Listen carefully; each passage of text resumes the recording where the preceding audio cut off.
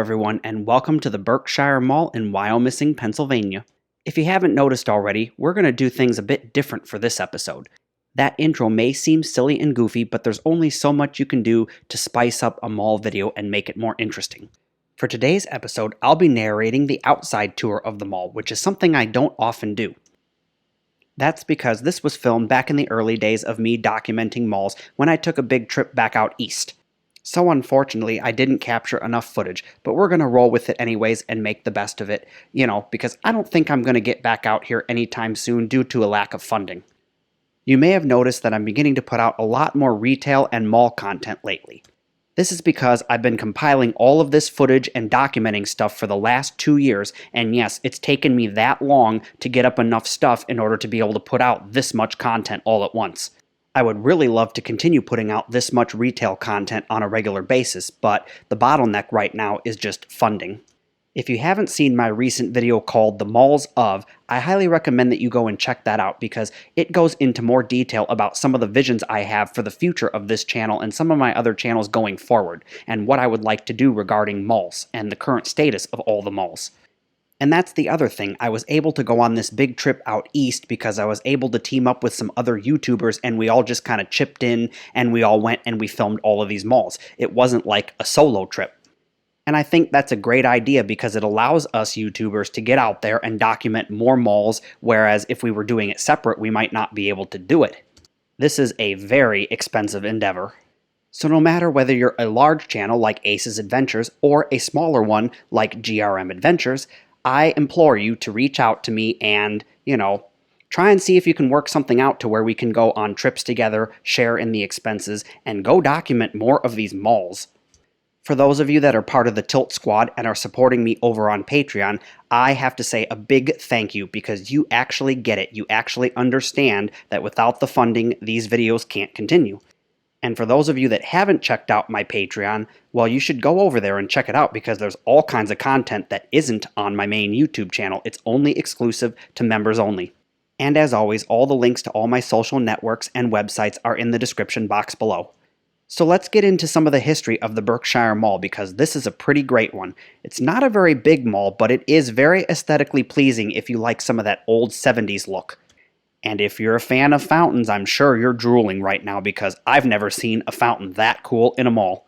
Does this fountain remind you of those marble mazes you used to have as a kid back in the 90s where you would connect all the pieces and then drop the marble and watch it go all the way down to the bottom? It definitely does for me.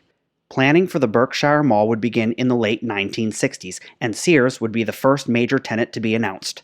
Construction would officially kick off in November of 1968. And the mall would officially open in February of 1970. This would be the very first enclosed shopping mall in eastern Pennsylvania outside of the Philadelphia area. This mall has endured some really crazy things throughout its history, such as a girl falling in the fountain while texting, as well as golf ball-sized hail ripping through the ceiling during a storm in 2014. I'll try and see if I can find footage of either of these events on YouTube and post them at the end of the video. So right now we're going to travel up to the food court and wow, oh wow, is it aesthetic city. This food court is so amazing with all the neon, and you guys know I love neon. I'm so glad that they kept this all original and seem to be maintaining it. If there was one mall in Pennsylvania that I could make it back to, this would probably be it. So is this mall just cursed or what? Because in 2009, a fire broke out in a display window at the Victoria's Secret store. Then again, in 2010, there was a fire inside the Boscov's store. And yes, the Boscov's fire actually injured a worker who sustained severe burns to the face and had to be flown to the hospital.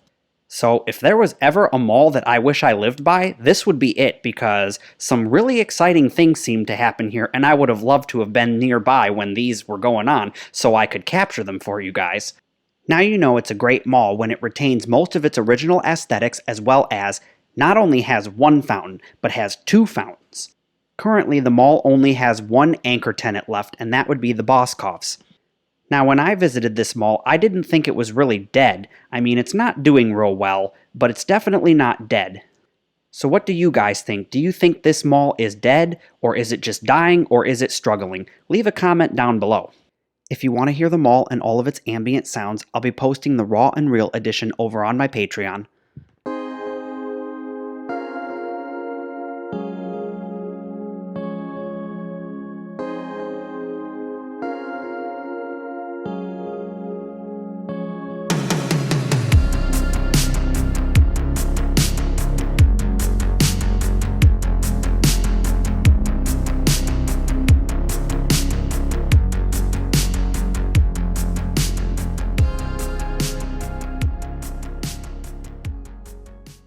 Well, you guys, we managed to make it out of this mall unscathed. This is Chris, your tour guide, reminding you not to text and walk because you never know, you might end up face first in a fountain. Thank you for watching, and I'll see you on another episode of Urbex.